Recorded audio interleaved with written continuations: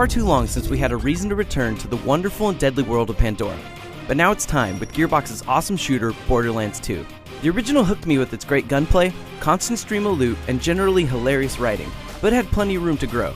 A few minor complaints aside, developer Gearbox has succeeded in making the sequel an improvement over the first in every way. Everything must die!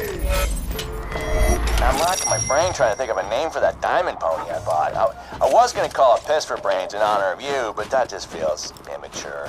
Hey, maybe Butt Stallion? Nah, that's even worse. I'll tell you what, I'll give it some more thought. The story of the original Borderlands was clearly shoehorned in around the gameplay. It had moments where it came together, sure, but overall it felt flat and forgettable. With Borderlands 2, the studios really upped their game, weaving together all the characters and jumbled plot points of the first game into a story that makes sense. You play as a vault hunter, essentially a badass treasure hunter who's on Pandora to look for vaults. Sadly, Handsome Jack, the game's villain, has other plans, and before you know it, you're wrapped up in a quest to stop Jack from destroying the entire world.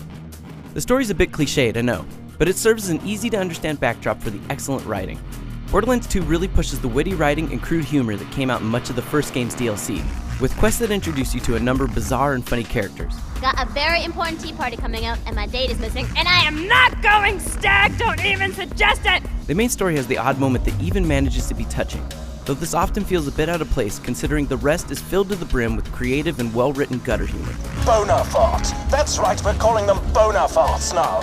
Gearbox has done a better job this time around with making your character feel more like your character. While the options are still really limited, they've added the ability to change the skins on your head and your body.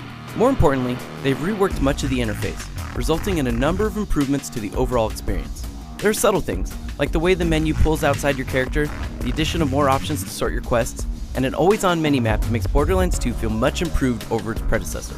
The sense of place in the world of Pandora has never been stronger either. The lands you explore and the creatures you fight all establish the feeling that you're on a world that feels at once alien and somehow akin to Frontier America.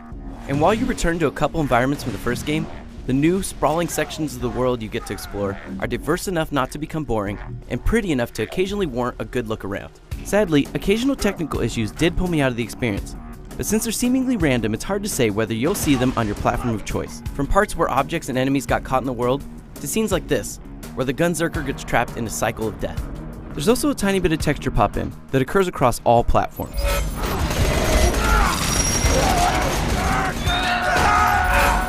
Progressing through the story so you can see those credits roll is a perfectly fine reason to play through Borderlands 2, but for many more people, it's the grind that's the most rewarding. Just like Diablo, randomly generated loot drives the gameplay experience.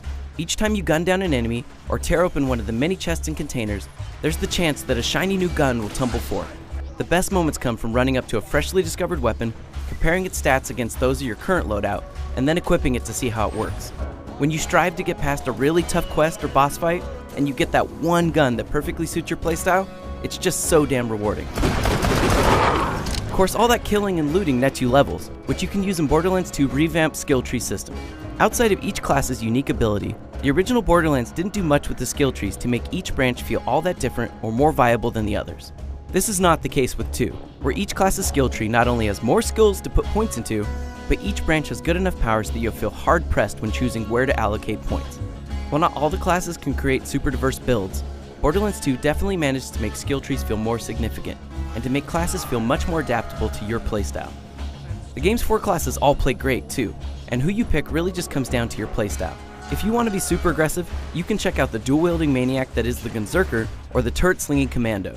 Those of you who appreciate a bit more subtle approach can play the magic-feeling siren or the ninja-like assassin.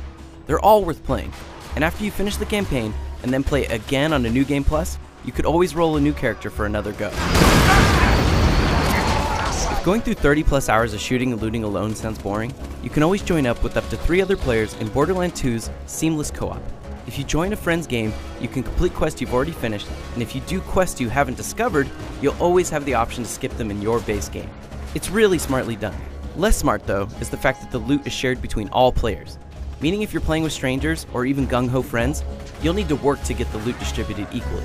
My advice, pick your partners wisely unless you want to be frustrated. Alone or with friends, Gearbox knows how to make a shooter. The enemies are varied enough to keep engagements interesting, and the shooting controls feel appropriately snappy, making combat something to look forward to. Vehicles are also still present in Borderlands 2, though like the first game, they're still largely underutilized, mostly just serving the purpose of getting you from A to B. Still, the occasional mission that makes use of them makes for a good change of pace.